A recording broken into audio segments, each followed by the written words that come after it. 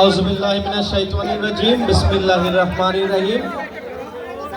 আজকের এই ফুলবাড়িয়া ইউনিয়নের ১ নং ওয়ার্ডের এই কর্মী সভার সম্মানিত সভাপতি, আরও উপস্থিত আছেন আমাদের কালিয়াকৈর উপজেলা বিএনপি সম্মানিত আহ্বায়ক জনাব নুরু শিকদার, উপস্থিত আছেন কালিয়াকৈর উপজেলা বিএনপি সম্মানিত সদস্য সচিব এম আনোয়ার হোসেন সহ আরও উপস্থিত আছেন চাপাইল ইউনিয়নের সাবেক চেয়ারম্যান, চাপাইল ইউনিয়নের সম্মানিত আহ্বায়ক এই যে শওকত ইমরান। আমি ৩ জনের কাছেই ক্ষমা প্রার্থী যে আমার জন্য ওনারা বক্তব্য দিতে পারলেন না। আমি আমার বক্তব্যটা খুব সংক্ষিপ্ত রাখবো, কারণ আপনাদের বাড়িতে গরু ছাগল রেখে আসছেন, আপনারা ভয়ে আছেন। তো 5 মিনিটে আমি বক্তব্য শেষ করে দিব। আপনাদের মাঝে আসতে আমার খুব ভালো লাগে, এবং আমার যখন কোনো পদ ছিল না, তখন এই ওয়ার্ডেরই দুইজন, এই ওয়ার্ডের সভাপতি সেক্রেটারি অনেক আগে থেকে আমার সব প্রোগ্রামে আসা শুরু করে। তার সাথে আরো 2-3 জন আছে, মতিন সহ আরো 4-5 জন নাম বলে নেই। তারা সকলেই কিন্তু এই ওয়ার্ড থেকে কিন্তু ম্যাক্সিমাম লোক আসতো আমার প্রোগ্রামে, এবং তারা যে আসতো আমার মনে একটা প্রশ্ন জাগতো, সেটা হচ্ছে আমার কোনো পদ নাই এখনো, হয়তো সামনে পদ পেতেও পারি, নাও পেতে পারি, কিন্তু তারা আমার পিতা চৌধুরী তানভীর আহমেদ সিদ্দিকী সাহেবের ভালোবাসার টানে, আমাদের পরিবারের ভালোবাসার টানে তারা সব সময় আমার পাশে ছিল, আমাকে কখনোই তারা ছেড়ে যায় নাই। আমার পিতা চৌধুরী তানভীর আহমেদ সিদ্দিকী সাহেব কেমন মানুষ এই ওয়ার্ডের মানুষ সকলেই জানে। উনি ওনার দীর্ঘ 65 বছরের রাজনৈতিক ক্যারিয়ারে সব সময় ফুলবাড়িয়ার মানুষকে সর্বোচ্চটুকু দেওয়ার চেষ্টা করেছেন, এবং ফুলবাড়িয়ার মানুষ কোনো সময় ওনাকে খালি হাতে ফেরত দেয় নাই।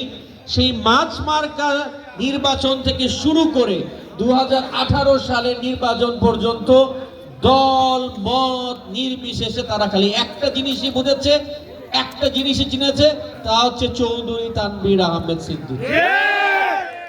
জীবনের সায়ান্নে এসে 87 বছর বয়সে আজকে আমরা যদি হিসাব মিলাই, হিসাব মেলে না। হিসাবটা মেলে না কেন?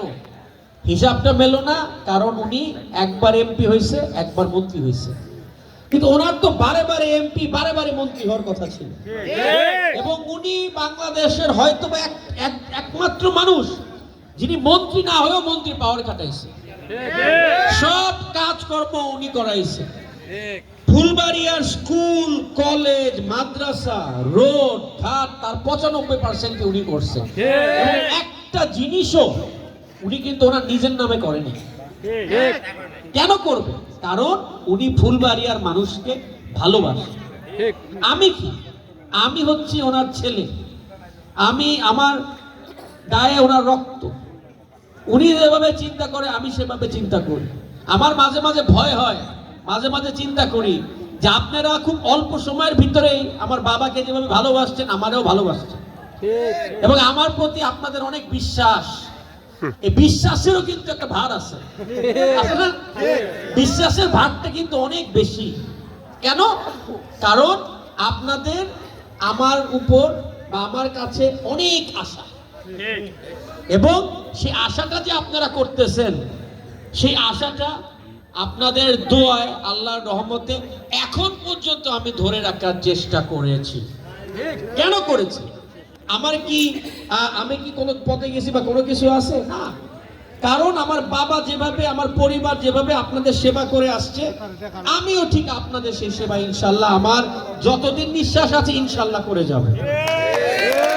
আমি আপনাদের মাধ্যমে বলতে চাই, এই যে যখন জুয়েল সরকার সহ অন্যরা দিনের পর দিন রাত দিন খেটে আমরা যে রিপিটেশনটা করে আপনাদের ঠেকালাম, এটা আমি কেন করছি? এটা আমি করছি কারণ আমি আপনাদের ভালোবাসি। আমি কোন সময়, আমার বাবা বলে গেছে সব সময় তাদের যেন কোন রকম কোনো সমস্যা না হয়। আমি আপনাদের বলতে চাই ইনশাল্লাহ আমি যতদিন জীবিত আছি আপনাদের কোনো ক্ষতি হতে দেব না। এবং আমি আরেকটা কথা বলতে চাই, আমি সব সময় আমার এই বক্তৃতাতে বলি, আমি সব সময় দুর্বলের পক্ষে। দুর্বলের পক্ষে কেন? দুর্বলের পক্ষে এই জন্য, কারণ যিনি দুর্বল তার পাশে খুব কম লোক দাঁড়ায়। মানুষ হচ্ছে শক্তির পূজারী, যার শক্তি বেশি মানুষ তার কাছে ভিড়ে বেশি। যে দুর্বল সে সবল না, তার কিন্তু সাপোর্টার কম, ঠিক না? এই জিনিসটা আমাদের, তাই কালিয়াকুরে যদি কোনো দুর্বল লোক থাকে, যাওয়ার জায়গা যদি না থাকে, অবশ্যই আমার দরজা তার জন্য সবসময় খোলা।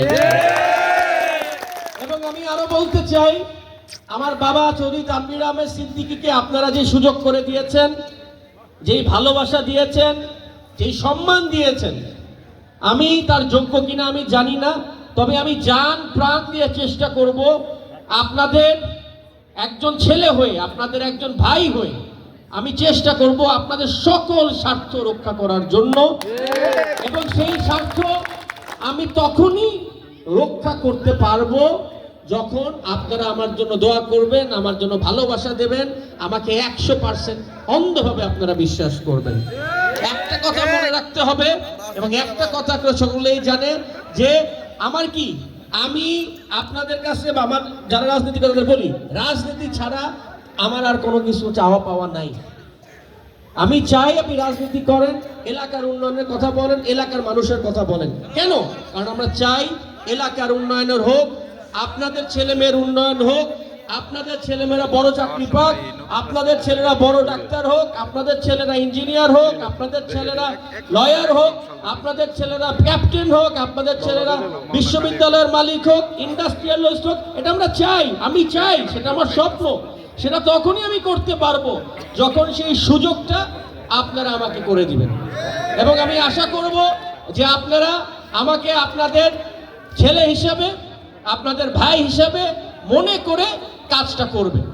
2026 সালের নির্বাচনটা কিন্তু অত্যন্ত কঠিন নির্বাচন, এবং আপনাদের মনে রাখতে হবে এই নির্বাচনে কিন্তু আপনারা সকলেই ক্যান্ডিডেট, আমি একা না, আপনারা সকলেই ক্যান্ডিডেট।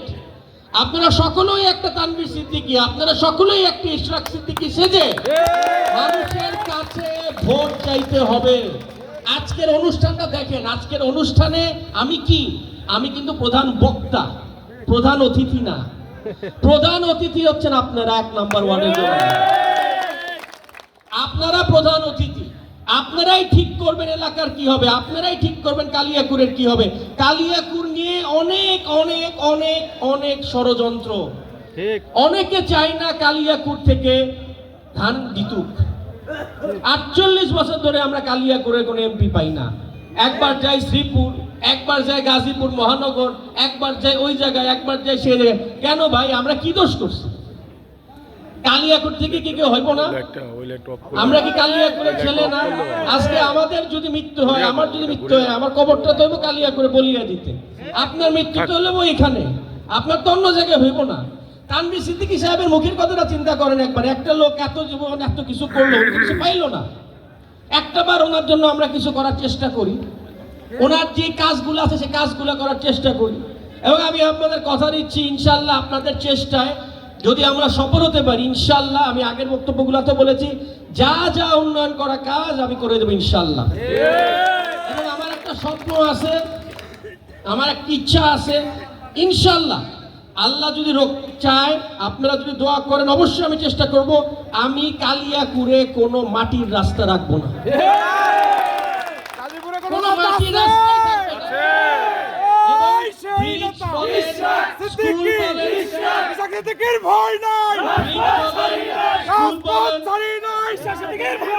ব্রিজ বলেন, স্কুল বলেন, যা যা করণীয় দরকার, যা যা উন্নয়ন করা দরকার আমি করব। কেন জানেন? কারণ আপনাদের আমি ভালোবাসি। রাজনীতি আমার পেশা না, রাজনীতি আমার ভালোবাসা। আমার রাজনীতি করে পয়সা কামাইতে হয় না, আমি রাজনীতিতে পয়সা খরচ করি, মানুষকে ভালোবাসি। এই জন্য আপনাদের ভালোবাসা দরকার, আপনাদের সাহায্য দরকার। এবং আপনারা যখন মনে করবেন নির্বাচনটা আপনাদের, আপনার নিজের, আপনি নিজে ক্যান্ডিডেট, কারণ কালিয়াকুর ক্যান্ডিডেট, ধানটা আপনার, আপনি যখন মনে করবেন তখনই আমরা সাফল্য লাভ করব। তখনই আপনাদের কেউ উল্টা পাল্টা বুঝাইলে আপনারা বুঝবেন না। আপনাদের বলতে হবে, মাথায় আসতে হবে, কেন ভাই আমরা তো কালিয়াকুরের মার্কাতে এবার ধান, 48 বছর ধরে তো কালিয়াকুরে ধান জিততেছে না, ধান কি জিতবো না? আমরা কি চাই না সেটা? অবশ্যই সেটা চাইতে হবে, একবারের জন্য হইলেও চাইতে হবে, একবার চেষ্টা করতে হবে, আপনাদের সকলকে চেষ্টা করতে হবে, আমি একা চেষ্টা করলে হবো না। কালিয়াকুরে গাজীপুর একে ভোটের সংখ্যা হচ্ছে 4,65,000 কত 529। এই 4,65,529 জনই ক্যান্ডিডেট, আপনারা সকল ক্যান্ডিডেট। আমি জিতলে আপনারা জিতলেন, কালিয়াকুর জিতলো। এই জিনিসটা আমাদের ভিতরে মনে রাখতে হবে, এই জিনিসটা আমাদের বুঝতে হবে। আপনাদের ছেলে মেয়েরা যারা বিভিন্ন জায়গায় আছে তাদের বুঝাতে হবে, আমাদের কথাবার্তায় আমরা এমন কোনো কাজ না করি যেটা মানুষের প্রতি আমাদের বিরূপ প্রতিক্রিয়া হয়। আজকে এখানে আপনার অনেক যোগ্য লোক সভাপতি আছে, অনেক যোগ্য লোক সাধারণ সম্পাদক আছে। আমাদের একজনের কথা একজনকে শুনতে হবে, একজনকে রেসপেক্ট করতে হবে, এটাই রাজনীতি। আমার কি কেউ সমালোচনা করে না? আমার প্রচুর সমালোচনা করে, অনেক সমালোচনা করে। এই যে আমার সদস্য সচিব প্রচুর সমালোচনা করে, সমালোচনা করে, বলে স্যার আপনি এটা শুনতে হবে, এটা বাস্তব, এটাই রাজনীতি। তাই আমরা সকলে মিলে আসেন, আমাদের এলাকাটা গুছাই, এলাকার কথা চিন্তা করি, ফুলবাড়িয়ার কথা চিন্তা করি, কালিয়াকুরের কথা চিন্তা করি, আপনার সন্তানের ভবিষ্যতের কথা চিন্তা করেন। কে আপনার ছেলেরে চাকরি দিতে পারবো, কে আপনার ছেলের রেকমেন্ডেশন দিয়ে করতে পারবো। আমি অলরেডি কয়েকটা রেকমেন্ডেশন দিয়েছি, তারা তো চাকরি পাইছে, আরো সবাই সামনে চাকরি পাবে। এটা কেন করতেছি? কালিয়াকুরের জন্য করতেছি, ইনশাল্লাহ ভবিষ্যতে আরো করব। এবং আপনাদের সকলকে আমার বোনের কথা বলতে চাই, আমরা রিট ফাইল করেছি এবং আপনাদের ইনশাল্লাহ আশা করি এখন কোনো ভয় নাই, আপনারা নিশ্চিন্তে থাকেন। আমি আবার বলছি, আপনাদের কোনো চিন্তা করবেন না, আমার যা যা করা দরকার আমি ইনশাল্লাহ করব।